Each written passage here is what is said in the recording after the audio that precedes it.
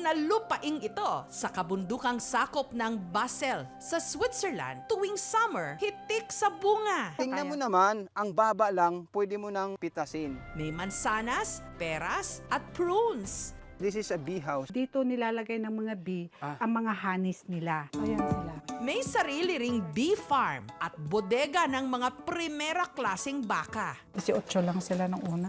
Pero alam nyo ba, narito sa Switzerland, kung saan ginto ang presyo ng lupa, ang may-ari ng 22 hectares na hasyendang ito, isang Pilipina. Ang kababayan nating si Mila. Yung mansanas parang galing sa freezer. Akala mo sa teleserye o pelikula lang nangyayari. Pero totoong totoo, isang dating anak ng magsasaka na walang sariling lupa sa Pilipinas, bumaliktad ang mundo. Hasyendera na ngayon sa Switzerland pa. Sa Pilipinas, wala kayong lupa, tapos biglang dito, 22 hectares. Happy po ako. Dito, maganda ang buhay. Narito po tayo sa Basel, sa Switzerland, na tabi na halos ng Germany. At alam nyo naman tayo mga Pilipino, we're everywhere. Akalain nyo ba may nahanap ako ritong kapwa Ilocana? Okay nga, Rod. Gritsen! Ngayon, kasama ho natin si Mila Fajardo Buser. Dito na siya for the past 30 years. Hello, Mila! Ano po? Kumusta kumpara ang farm pagsasaka sa Pilipinas kumpara dito? Maganda po dito, ma'am. Kahit ilan ang anak mo, okay? Walang problema. Hindi mahirap ang mga farmer dito? Anong tinatanim nyo? Mga gulay po. Gulay din. Ito na ang Ito po. simula ng lupain, no? Hacienda ni Mila. Ito po. Dito, yung puno ng walnut na ito. Paakyat po yan. Ayan, Hanggang hanggang po dun sa doon. dulo. Pag nakita ng mga kamag-anak mo to, Mila, baka magpaampun sa'yo. Ma'am, nakapunta na po sila halos lahat. Ay! Nakapunta na po Ang sila bait lahat. naman. Nag-ano po sila, nag-tour. Medyo maginaw na ako kasi dito na tayo sa open air. Dahil simula na ang winter nung binisita namin ang farm ni Mila, ang kanilang mga tanim nabalot na ng yelo. Maswerteng may ilan pa rin kaming naani. Oo, may kohlrabi sila, mamahaling gulay to. Pwede ba tayo mag-harvest ng isa, Mila? Yes po. Para siyang radish, di ba? O celery. Oh, bichuelas. To, oh, bichuelas, oh.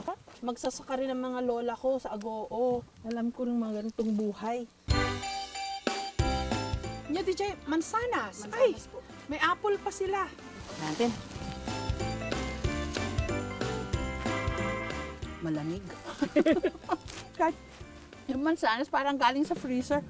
Ang na-harvest naming gulay, ginawa naming winter vegetable salad. So, babalatan muna natin ang ginawa.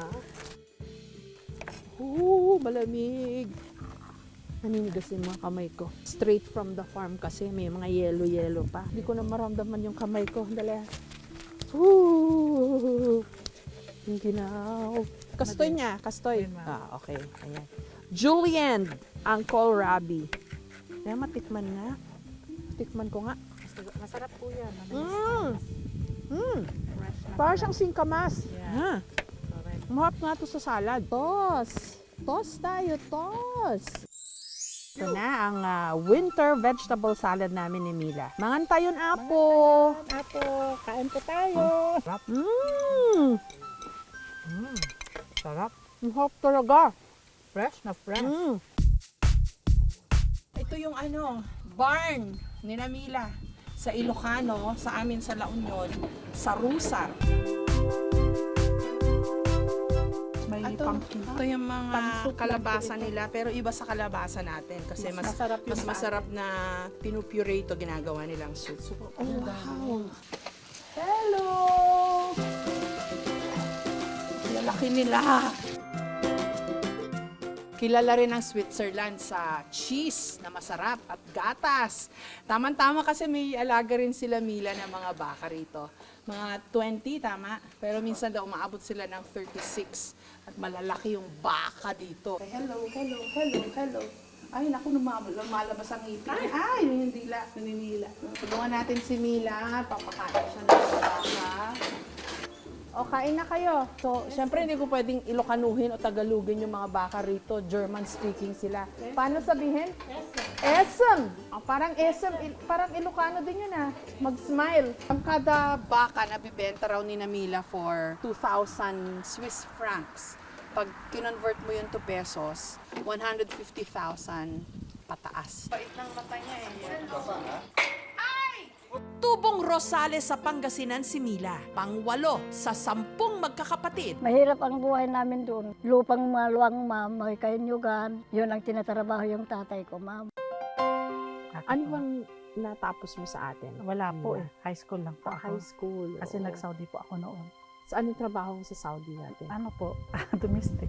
Gaano ba kayo kahirap dati nila? Yun po, yung wala po kaming sariling lupa.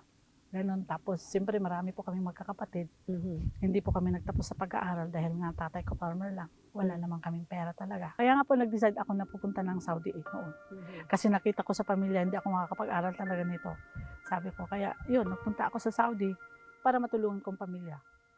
Pero ang masakit, namatay ang tatay ko nung nandun ako sa Saudi. Masakit po yun sa akin. Anong kinamatay? Inatake po siya, 56 years old lang. Tapos yun po, hindi ko po siya nakita. Kung saan-saan po kami kumukuha nun, yung mag-ano kami sa mga kamag-anak namin. Lumapit po kami sa mga kamag-anak namin. Yung bang parang kumbaga pamasahe lang. I mean yung baon ko, wala po nagbigay kahit isa. Yung namimiss ko lang yung tatay ko kasi nung umalis ako sa bahay, nakita ko siya, nasa isip ko pa rin hanggang ngayon. Nasa gilid lang po siya. Sabi niya sa akin, anak, kaya mo bang umalis? Kasi siyempre 17 lang ako noon eh. 16, 17. Minor ka pa nung pumunta ka ng Saudi o tapos? Tapos sabi ko, kaya ko po.